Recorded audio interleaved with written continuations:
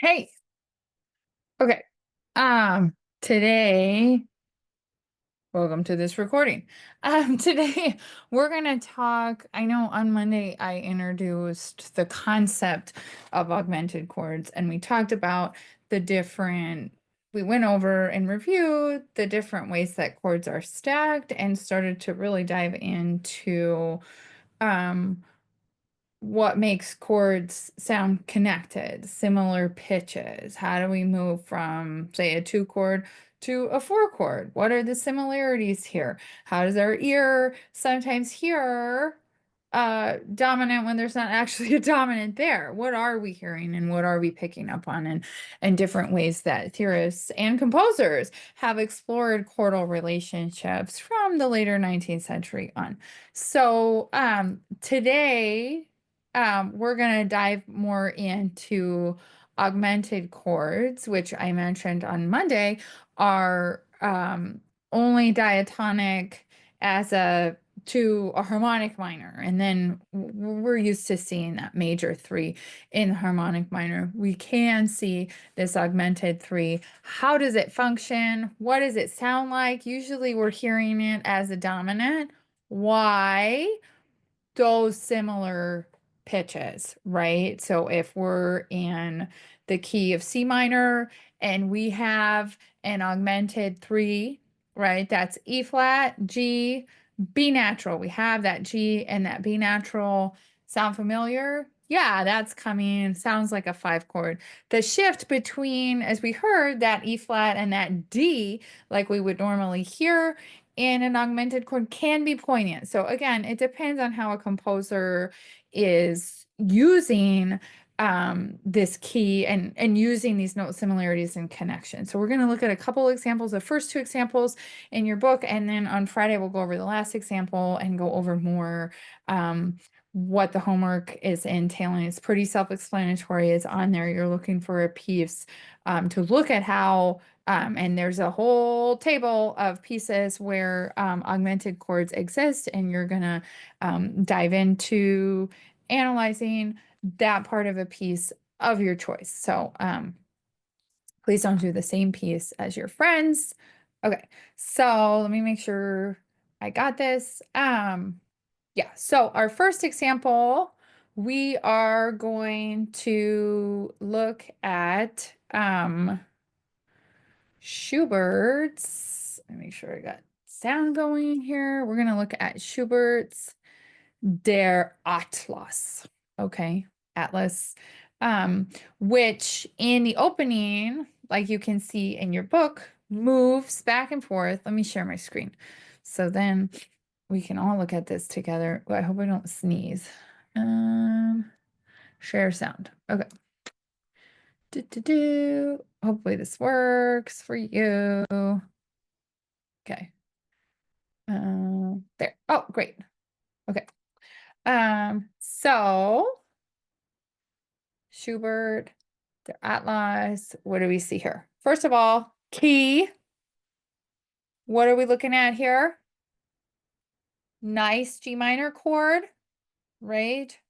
And we'll go back and listen. I'm gonna look at key first. G minor, moving to what?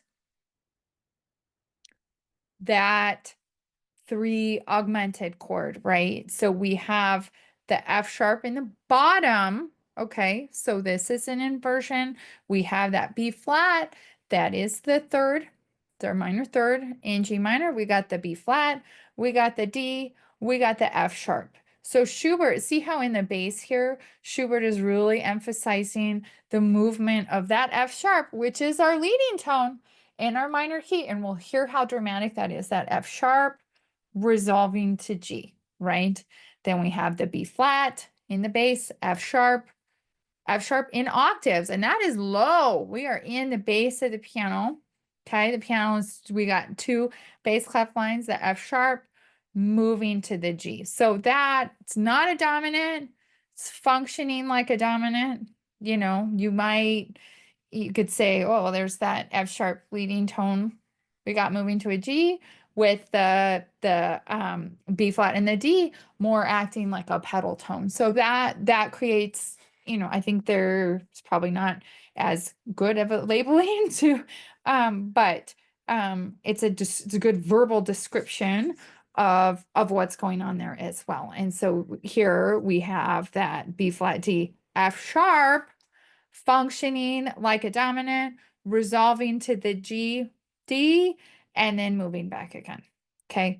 And we have here, we have that F sharp in the bass again, but we're moving. We have an A and we have a C. So we have an F sharp functioning, an F sharp diminished chord here, resolving to the D actually, which is our 5.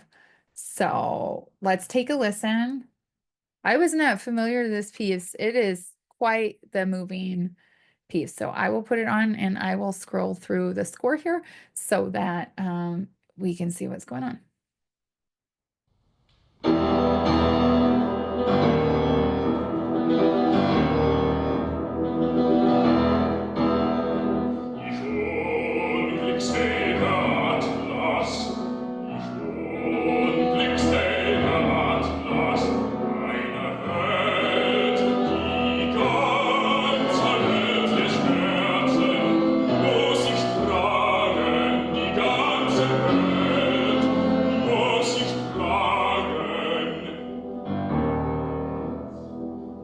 We have that augmented chord again. You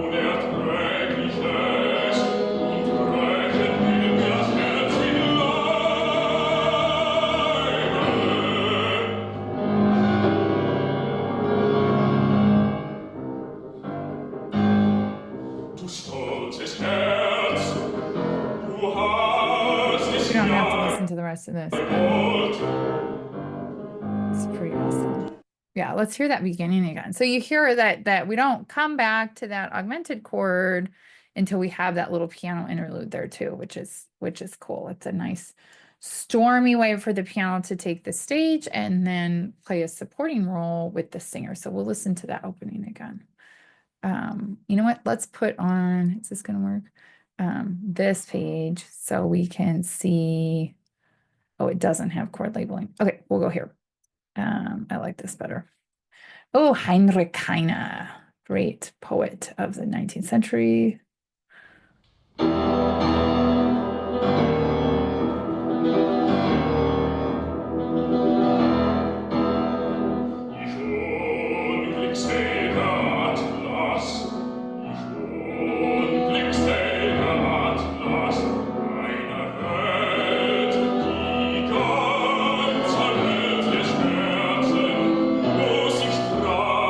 So here we're back at this augmented chord. It's coming.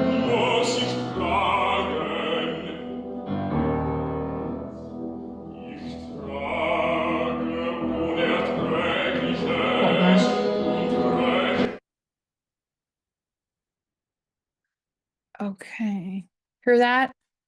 Does that make sense?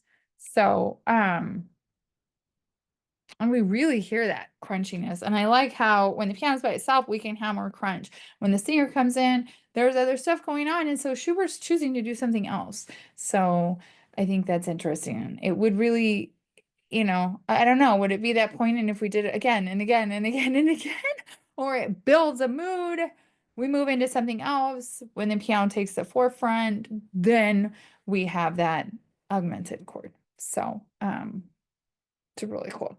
Okay. Next, we're going to look at an interesting example. I mean, I guess they're all interesting to me, but we're going to look at an example in the Bach Magnificat.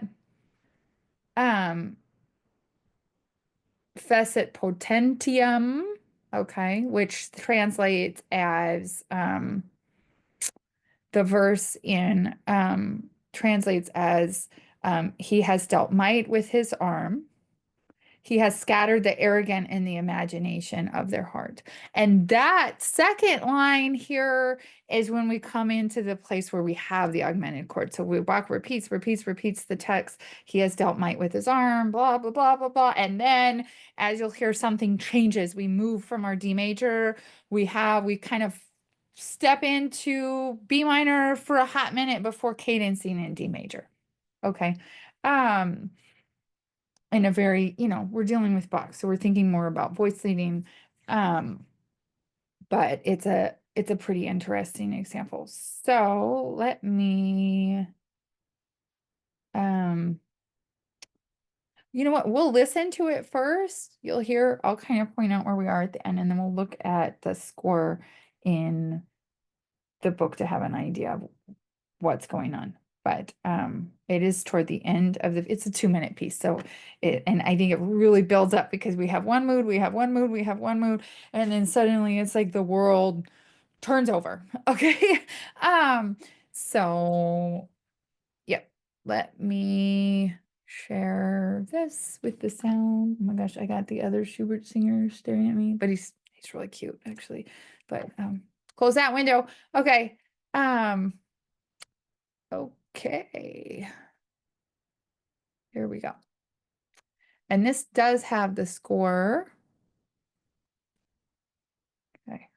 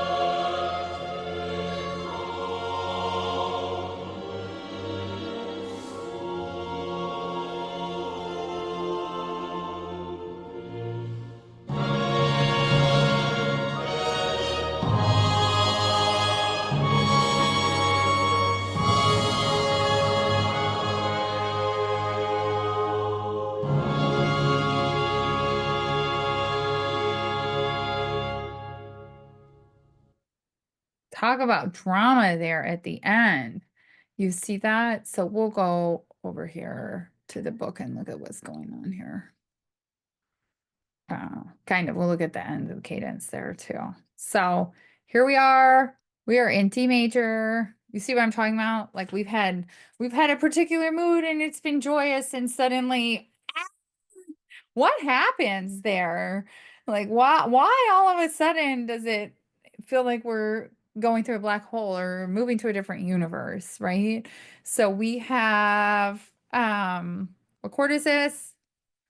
We got our nice A chord here, A major, moving up and down. We are in D. That is our 5. Where does the A chord suddenly move?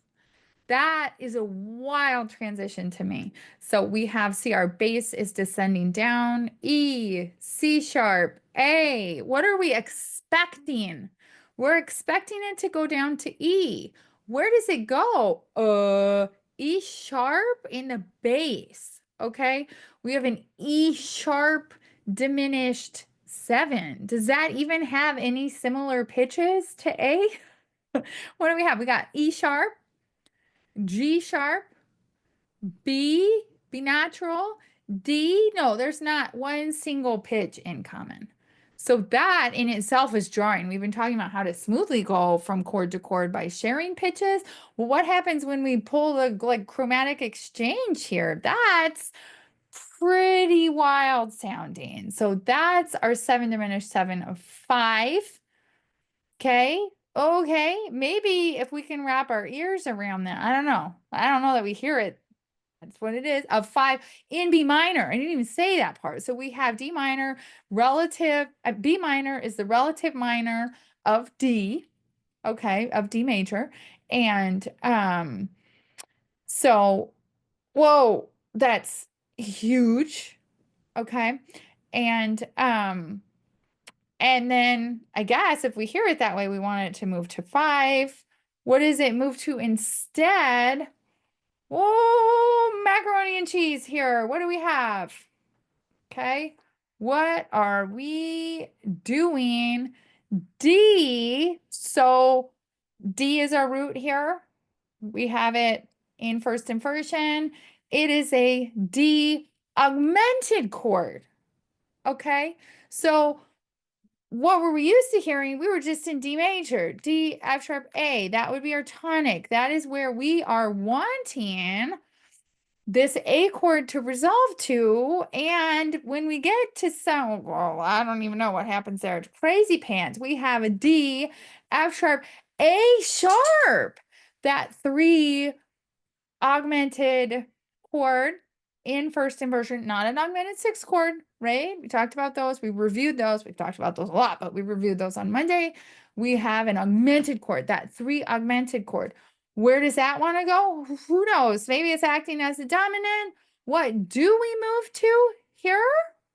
Okay. We move to, what do we move to? G. Oh, wow. Yeah, a G7, a major 7th chord.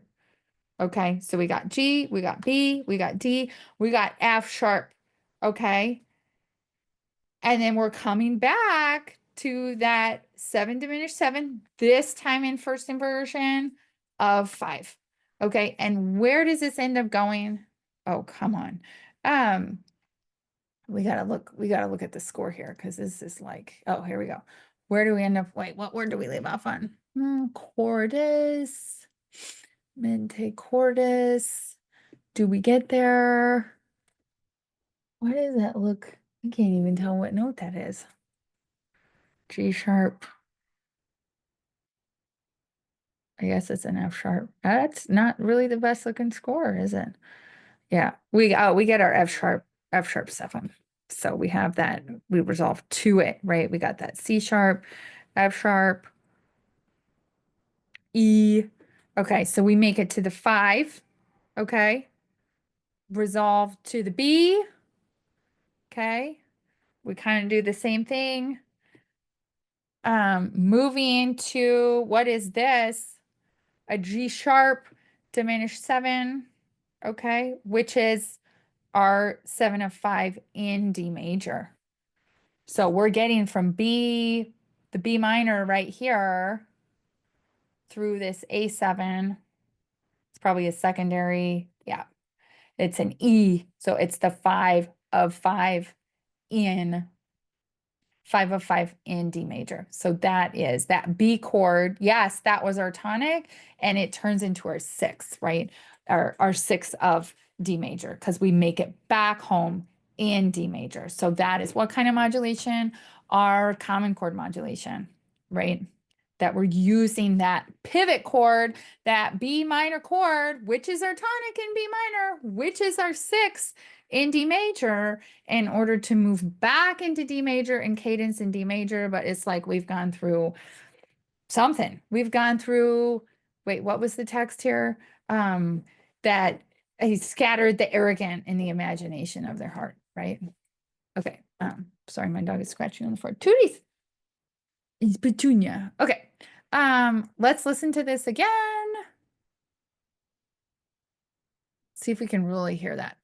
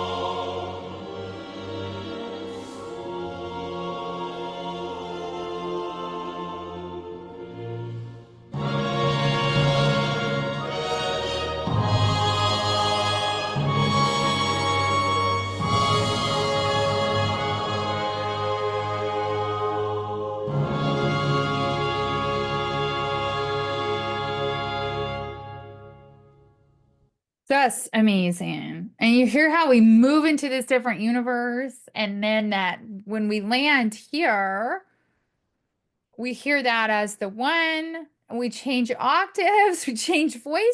It's like, oh, suddenly that becomes the six, and before we know it, we're resolving back home in D major, and it just really shifts for this moment at the end. We move into this adagio tempo, really, really incredible piece of music. Incredible piece of music. So, okay, that is going to be it. Please go over these scores. Make sure you understand the examples and the Roman numerals so that you're able to do this on your own.